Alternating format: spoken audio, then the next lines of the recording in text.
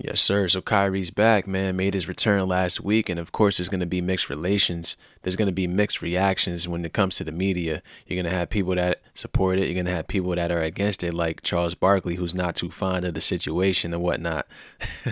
The man was out because of COVID, and now he's back because of COVID. How ironic is that? Let's see what they got to say. And that was the return of Kyrie Irving, Shaq. What'd you make of what you saw from Kyrie and Brooklyn's win at Indiana? Well, for some people, when they sit out for a long time, they get rusty. But for guys like Kyrie and myself, we're from Jersey. It means we have a lot of energy. Hey, yo, man, Shaq is always inserting himself in the conversation when it comes to greatness and whatnot. We can't take anything away from Shaq, one of the most dominating centers, if not the most dominating center of all time and whatnot. Can't take anything away from him. It's like them girls that put up them posts to stroke their ego on social media and whatnot. Talking about these guys talking about what you got to bring to the table. I am the table. You know what I'm saying? Goofy ass posts like that align with their ego. You feel me? He came in with a lot of energy. He played well. They were down for a while, and they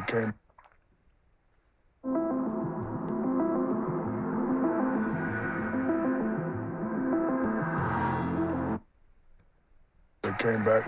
Big three looked really good, he started off a little bit, but then once he got going and got flowing, he's definitely been working out with the colleges and working at local gyms. He looked really good. 22 points, 10 of those coming in the fourth. Kyrie took the game over. He made the last shot at the end of the third quarter, then scored the most points in the fourth quarter, doing these prolonged Euro steps and whatnot. The body control of Kyrie, he's obviously a wizard with the ball, can't take anything away from him. And this is why this is a unique situation, because he's a unique player, bro. Exceptional people have exceptions made for them every single time. It's all about politics. Look at Chuck's face because he's about to say some bullshit. Quarter as they came back. Why the look on your face there? When you're on a team, we're not golf, we're not tennis. Those are individual sports. When you're on a team, you have to make sacrifices for the team to win. Okay, and then when you make those sacrifices and then you get injured or then you get traded, then what? Are we talking about team then, or what are we talking about then, Chuck? Yo, you guys always want to talk about company men and being employees, this, that, and the third. Everybody knows that you're exposable. You're disposable to any and every company that you might encounter, bro.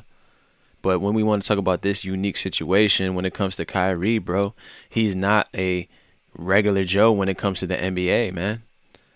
He's a 90, 50, 40 player. There's not too many of those around here. There's not too many people that have his skill set. Making sacrifices and whatnot about a personal decision, bro. A man who's in a prime when it comes to health in his basketball playing career. He's making the best decision when it comes to him. A lot of these people in the media, a lot of these old school people, a lot of these quote unquote get off my lawn individuals are mad at the freedom, quote unquote, that these NBA players have. They mad when they exercise their options, but they never want to talk about a situation like an Isaiah Thomas, who played after the death of his sister and then boom, gets traded like it's nothing. We never want to have that discussion. We always want to talk about LeBron and his decision and whatnot, but in all honesty, you're going to have to respect that, because that was the trailblazer to everybody wanting to demand a trade, whether you like it or not. But they're trying to control their own destiny, bro. Why aren't the Brooklyn Nets saying that, you know what, city or state of New York or whatever it may be, we're not going to abide by your mandates that you're forcing upon our players. We're going to move our facility to another location. But they wouldn't do that because it's all about money. You feel me? They could go ahead and try to play in a different situation in a different area, but they're not doing that. You want to allow visiting players that are unvaxxed to play in your arena, but yet you have one of your main players who's unvaxxed and he can't play. Does that make any sense? No doubt. Not trying to be this do-good dude and whatever, but I think when you're on a team, you have to make sacrifices for the rest of the team. I don't understand. Listen, if you want to make a political point, which is silly and stupid, and not get vaccinated, that's fine and with me. But I don't think it's fair. Obviously, it's not fine with you, Charles. Cut the cap. It's not fine with you at all. We could read your body language, your facial expressions, and the words that are coming out of your mouth. You can't stand that Kyrie pretty much got his way, quote unquote. For me, okay, again, example. I love working with you guys. We work on Thursday night now. If I said to you guys, well, I'm only going to work certain nights, like during the playoffs, that'd be a better example. We're on every night except Friday during the playoffs. If I said, you know what, I'm not going to work on the weekend, I don't think that's fair to you guys. But we have to ask, why are you saying that then, Charles? We have to say, why can't you work this? What is the decision? We have to understand that what's going on with this whole pandemic and whatever and whatnot, it wasn't planned. Nobody saw this coming. But they just want everybody to abide by it because they want to use the NBA players, NFL players as lab rats. They want them to be the trailblazers because, let's be honest, let's be real, they're the most influential when it comes to the entertainment industry besides rappers and musicians, ball players. They set the trend for the most part. Not when it comes to dressing, though. None of them could dress. So to me, I have an issue with the entire thing. Hey, Kyrie is a heck of a player, but to only play in road games, I don't think it's fair to the game, number one.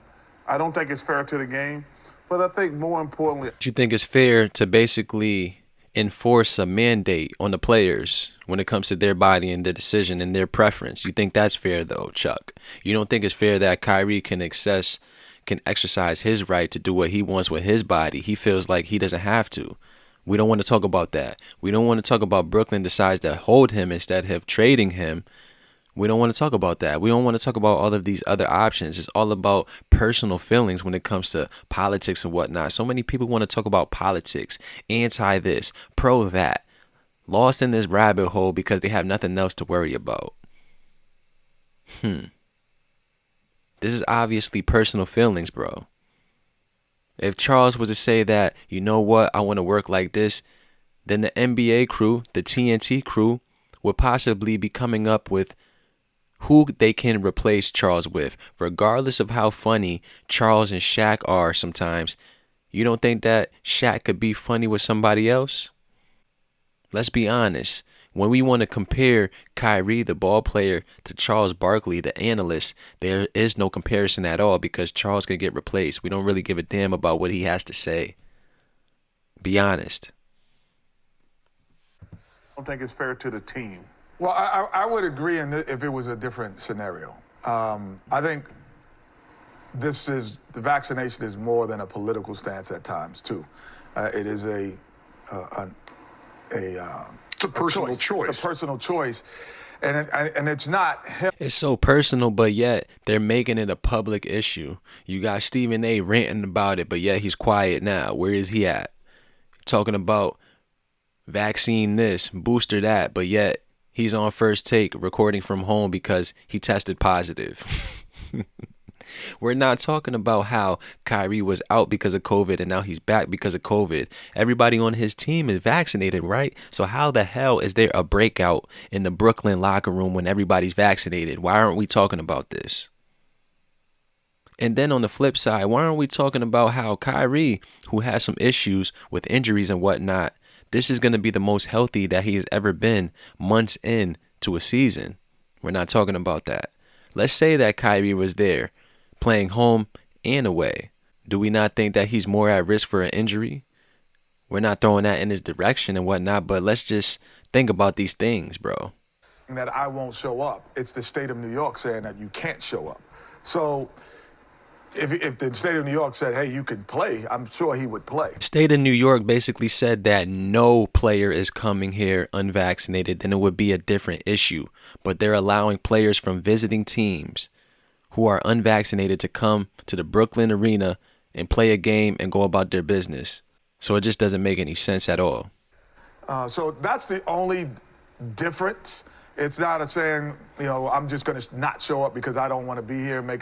The state of New York is saying you can't come into this arena. The state of California is saying well, you can't shout show out up to Australia. Yeah, Shout out to Australia who said Novak Djokovic, who's in the conversation with Nadal and Federer and Pete Sampras as the greatest tennis players ever. Like, no, you just can't come here and play tennis. We have very strict rules.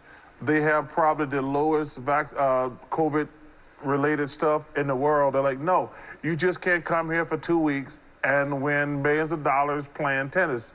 Shout out to them for saying, no. I mean, I don't know if it's a shout out or There really isn't a shout out at all, bro. Like, Charles Barkley's just making no point at all right now, bro. This is why I said that Charles Barkley is more replaceable than Kyrie. Let's be real. If you're ready to go through the consequences, right? But if you're ready to take the consequences for whatever your action you're going to do, yeah. But then like he is in tennis, and like Kyrie said, well, I'm not going to get paid, and I'm not going to be here. Well, he was getting paid, number one, so that's not. Well, I'm just saying, if you're willing to take the consequences, this vaccination. The only thing I get what you're saying, Chuck. I just feel vaccination, yes or no, is a different environment. It's not. Like I said, it's the state of New York and it's the state of California and the state and the country of Canada saying you can't come here. And for a while, it was the Brooklyn Nets saying, and you can't play on the road either. Right. It wasn't like he said I wouldn't play. And they realized, like, I'm not even sure what they realized. I shouldn't say that. They realized that they got a man in Kyrie sitting at home, and that's a better option than bringing off regular players from either the G League or the streets. Kyrie's going to bring you more in away games than these G League players or players off the street combined, bro. Because let's be honest, they're going to bring them there for assurance. They're just going to be riding the pine pony anyway. So what's the point of that? They're not trading away Kyrie. So what are they going to do? You might as well play the man. That just sums it up, bro. Get your feelings out of the way, Chuck.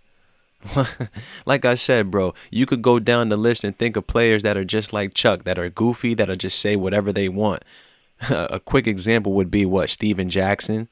You could bring on Matt Barnes. You could bring on Big Baby Davis. The list goes on in the NBA players that you can bring on to fill that seat. Even if you have a rotating list like they do on First Take, the list goes on. It's enough of that, though. I'm out.